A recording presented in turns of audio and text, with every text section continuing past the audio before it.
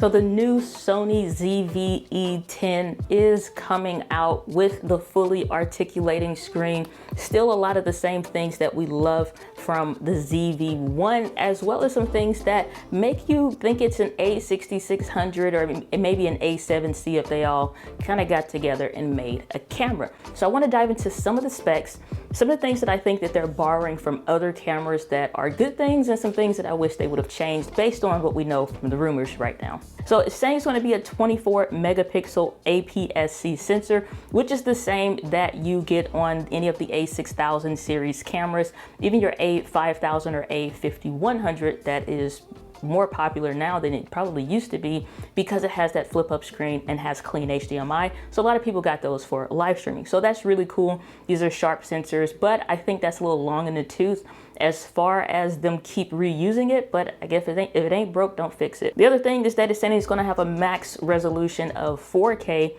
30 frames per second. Now, a lot of people for some reason thought this was going to be 60 frames per second, but we'll talk on that. The other thing is that it's going to have S-Log2, S-Log3, HLG, but no S-Cinetone when that comes to that new cinema profile that we would see on the A7S III, even the Sony A1, but I think it's normal to not see it on a camera that's probably going to be sub $1,000. It has the background defocus and product show function that we love on the ZV-1.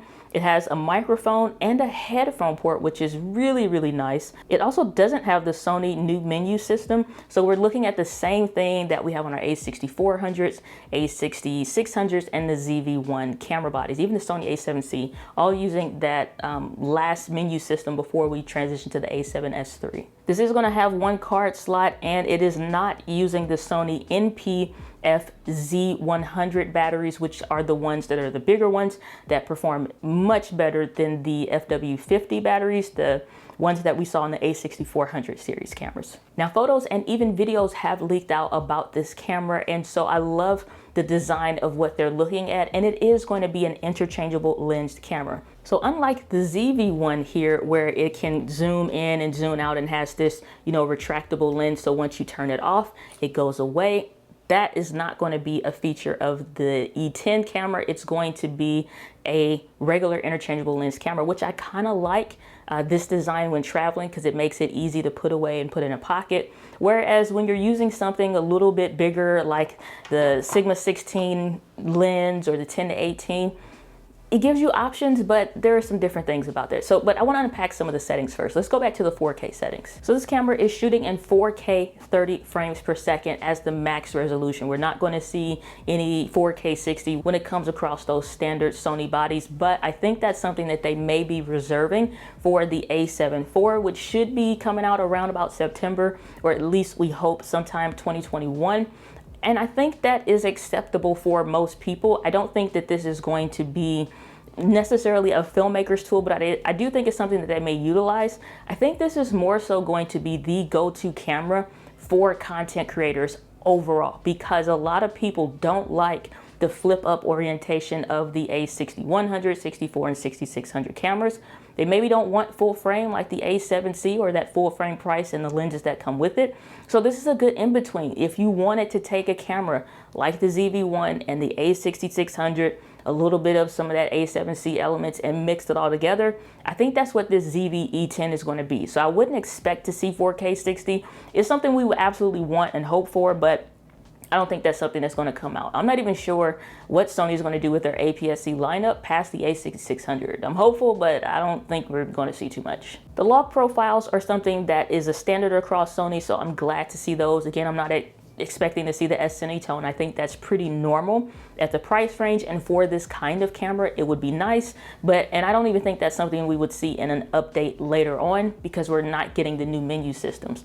One thing I've learned about Sony is that when you start seeing certain characteristics or traits in a camera, it can let you kind of know where things are going to go in the future. If we're using the old menu, old sensor, that 24 megapixel sensor that we've seen in all of these A6000 series cameras, we're not going to see a new menu system update. We're not going to see S-Cinetone or any other new advancements that are going to be in the camera. I do hope that they get some of the stuff like the active stabilization that's in this camera, so we have some kind of something. I don't think this is going to have a camera that's going to have like IBIS in it like the A6600, but if it has that active stabilization and the standard and just the digital standard stabilization, I think that's going to go and pair really well with this camera, because in some respects, and to be completely honest, I think that's really better than the IBIS that's in the A6600, at least in my opinion and experience. That also brings to mind that I think we're going to see that gyro stabilization stuff for the Sony Catalyst brows.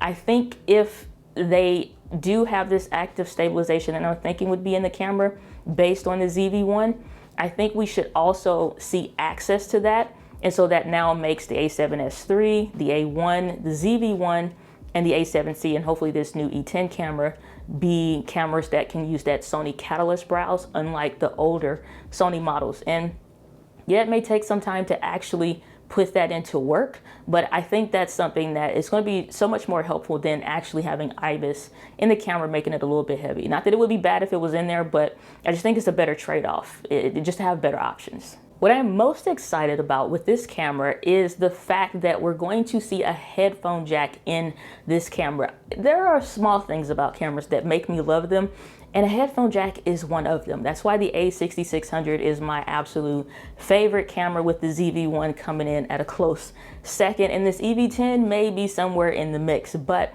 having a headphone port is so much easier to check your audio before you start recording, even if it's not necessarily losing connection or something like that, but being able to hand the camera off to somebody else, like if you're going out of town, and let them capture a few shots for you, or if somebody's giving a talk, just to make sure there's no audio interference or any weird stuff that's happening.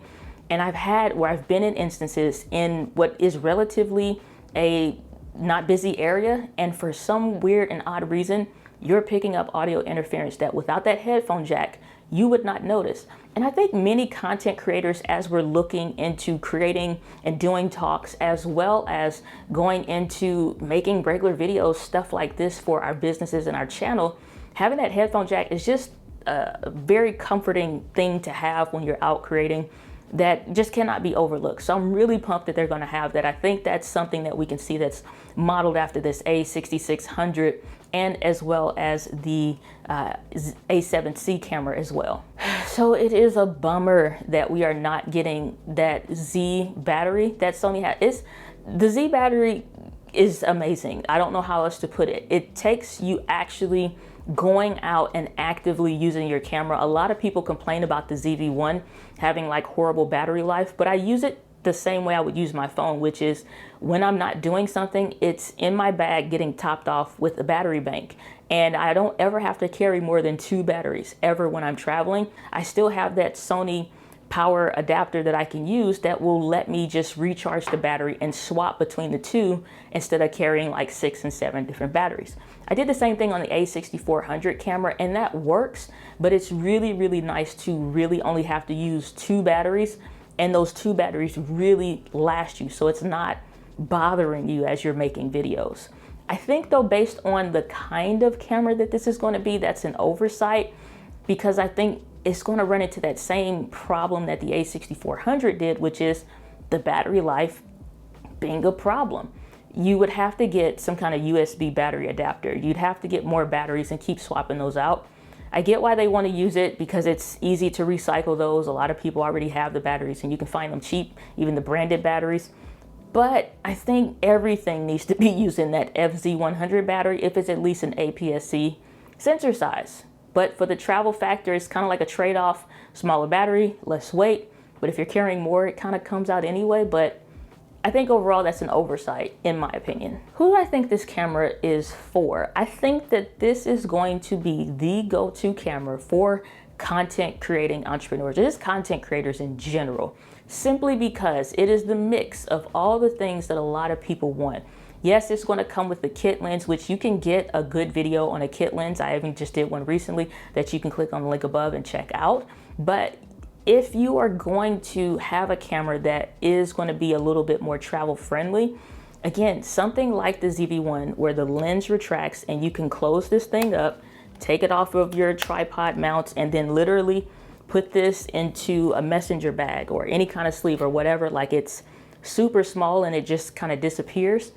Having an interchangeable lens, it's fantastic because you have the new Tamron, it's like 11 to 20 millimeter lens that just came out. You can put the 10 to 18 on there. You can use something like this, the Sigma 16, which is just like a content creator's dream lens. But what do you do when you want this? Do you get a ZV-1 or do you just accept that you use the kit lens? Other things that aren't mentioned that I want to see more about, and I'm just curious and just on my heels waiting to find out more about this camera, is what does the screen resolution look like? Is it kind of going to be that same disappointing one that we've seen before on the A6000 series cameras, or is it going to be something a little bit better? Again, high hopes, and the other features that are in the camera that are already reused, I don't think that's going to be anything that's new, but at the same time, I think it'll be fine. Are we also going to see stuff that's on the ZV-1, like the face auto exposure? So a lot of questions, and some of these answers are going to dictate how well this camera is going to go. But I think overall, this is going to be a hot seller despite what anybody else thinks on the internet. I truly believe this is going to be one of the best sellers that Sony has outside of any other consumer level camera from APS-C or point and shoot or what have you. Now, when the A7 IV comes out, I think that'll be something more serious content creators and, you know, filmmakers pick up. But I think this ZV-E10 is going to resonate with a lot of people. Let me know, what do you think? Would this be a camera that you would pick up? Would you not get it because you already have something that pretty much has all the different things in it? But I'm curious, let me know your thoughts. I am super pumped and waiting to see this camera come out. I definitely think this is something I'm probably going to pick up.